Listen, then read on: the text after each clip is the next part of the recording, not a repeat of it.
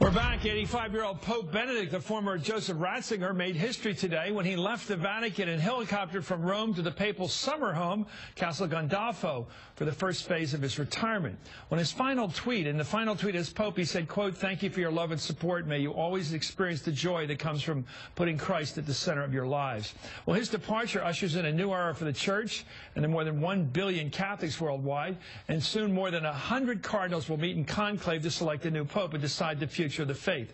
Well, George Weigel is our NBC News Vatican analyst, and Tom Roberts is managing editor of the National Catholic Reporter and author of The Emerging Catholic Church. George, you know, in American presidential politics, we always try to correct for the latest president. You know, we had Truman, who had too much of a Kansas City problem, so we brought in Mr. Clean Eisenhower. We had Nixon and Ford, so we brought in a guy who had never been involved in politics or even been to Washington. Carter, and then we brought in Reagan because he was strong and Carter was seen as weak. What are they going to try to correct, if you will, in history in this conclave? Well, Chris, I don't think conclaves work quite the way American politics works, which is probably good news for all of us. I think the cardinals are looking for a charismatic, missionary, evangelical, if you will, pastor, someone with real experience of people, someone who can present the Church's proposal to the world with confidence and good humor. And I think they're also looking for a man who can hire someone, an effective Secretary of State, to take a grip on the Vatican, to take a good look at reforming the Roman Curia, which at the present moment is not functioning very well at all. So I think that's the package deal that people may be looking for here. The charismatic pastor out front and Mr. Inside to clean up business here in Rome. Tom, let me ask you, Tom Roberts, the same question. Will they go for a CEO or a chairman of the board sort of figure, and then hoping or believing that he would be the right person to pick a tough operating officer who would clean up the problems? Well, I in this case, agree with George. I think that they do need a pastor. I think all the qualifications George laid out would mean Jesus would have to be in the conclave running for Pope. But I think somewhere short of that, they need a good pastor and someone who can convince the world. But I think a deeper problem that the people in the conclave, the cardinals in the conclave will confront, is the question about themselves. How do they become credible religious leaders at a time when the Church is really, I think, besieged by the scandal? How do they regain authenticity? How do they regain the trust of the community? I think it's going to be a central, it's an underlying question, and one that's more, I think, reflective than what kind of manager and what kind of internal management do you need. But I think that's a central question to it. George, do you think that let's just talk practical, the members of the College of Cardinals, do they think that the Church's challenge now is to re-examine the very concept of a celibate priesthood? Are they in the mood or in the condition now to think, you know, these scandals are not accidental. They have something to do with the challenge we put before the men who become priests to give up sex for life? And is that discipline workable today? Are they going to get to that kind of question, which obviously has something to do with the scandals? Chris, I don't think so. The celibate priesthood is a 2,000-year-old tradition in the Latin Rite Church, and moreover, I don't think anyone ought to think of marriage as a remedy for sexually immature people. Marriage is not a crime prevention program.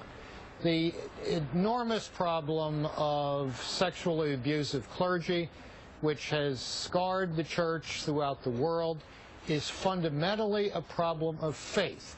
It's men who have not understood and internalized the faith of the Church, made that the center of their lives, and since we know from all of the sociological studies that the sexual abuse of the young is a societal-wide plague and happens most prominently and most disturbingly within families, it's very hard for anyone to say that a married clergy helps solve that problem. Well, Frank Bruni the other day in the New York Times, and I know he's a liberal, but Tom, I want to ask you, he said the problem is the very nature of the celibate priesthood is unreasonable, that very few men are willing to give up sex for life, whether they're heterosexual or gay or whatever, that they're willing to just mean it and be able to act on it. And that's why he had situations like Keith O'Brien, who was the chief the head of the Catholic Church in the United Kingdom, he wasn't going after kids. He was making overtures to other priests, young priests. And so the question obtains here, do they have a challenge they're going to face here, or are they going to move on to the questions of salesmanship and management rather than to central discipline questions, like the priesthood, which is the celibacy issue, is a discipline issue. It's not a matter of doctrine. Yeah, I think that the celibacy issue will I don't think it's going to be part of the conclave discussion. I also think I would agree with George that a married clergy is not going to solve that problem, because sexual abuse does occur everywhere. The distinctive in the church, and the thing that has been addressed, is the fact that bishops could send priests to any number of dioceses, from parish to parish, even to other countries. And the missing link in all the church has done to try to solve this problem is there's no accountability on the part of bishops. And I'm sitting here in Kansas City, Missouri today, where there's a bishop who is criminally convicted of a count of endangering children for not reporting a priest, and he's still a bishop. There's nothing being done about it. So I think that the question of celibacy is far more complex than the outlay, the way that Mr. Bruni talked about it. I also think that we have married priests, from other traditions, and it's not a 2,000-year-old tradition. It's I think about 600 years old. But the point is that I think the sex abuse problem is far more complex and far more involving the leadership of the church than the individual accounts. Let me ask you, George, about this question of Timothy Cardinal Dolan of New York. He's a very attractive guy in so many ways, and he's very American and regular, if you will, a guy's guy, if you will. I'm wondering, has he got a shot, or is this just American home cooking thinking he does at the papacy? Chris, I think what we used to call the superpower veto, the notion that you couldn't have an American pope because the United States was the hyperpower, as the French foreign minister once called us, I think that's gone. Wow. There is no overwhelming superpower of the sort that was the case immediately after the Cold War. And I've said on several of our broadcasts during the day, and indeed during this previous week, I don't think a North American pope is out of the question. You mean the Quebec Archbishop may have a better shot?